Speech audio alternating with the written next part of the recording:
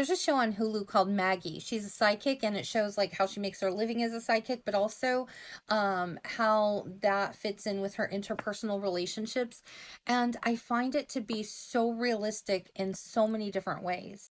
From, I think it was the first episode, somebody told her, you must have it all together. And right then I was like, wow, that's that resonates, because there are a lot of people who think that.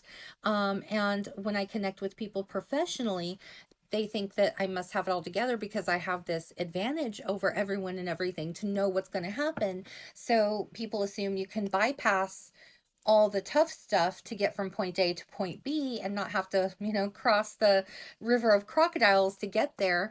But that's not true. We still have to go through it. And I thought that was really interesting that they showed somebody's perspective of what it is to be psychic, as well as the psychic saying, no, it's not like that at all. I myself am very disorganized and very stubborn, and I'm going to do things my way, even if I see it differently. Which brings me to the poker face, because when I started doing this professionally, people wanted to know if what I was saying was relating to something I was seeing. And I could just make a little comment and they're like, did you see something? Or if you made a face or something like that, people would be like, what's that?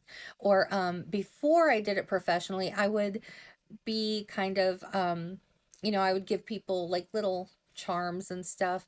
And afterwards, they were like, did you know something? And I'm like, yeah, kind of. Uh, so, before I could do things like that and people didn't think anything of it. They just, afterwards, you have to be really, really careful with your poker face, because people will take that literally. The relationships. Ugh.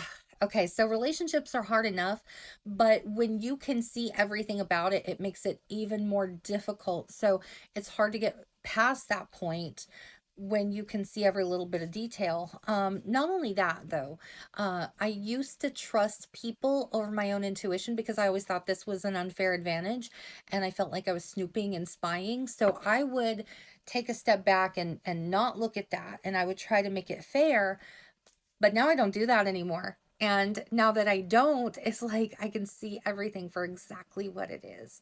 And that makes dating really difficult. But my overall assessment, I love Chris Elliott. I love the actress that plays the mom.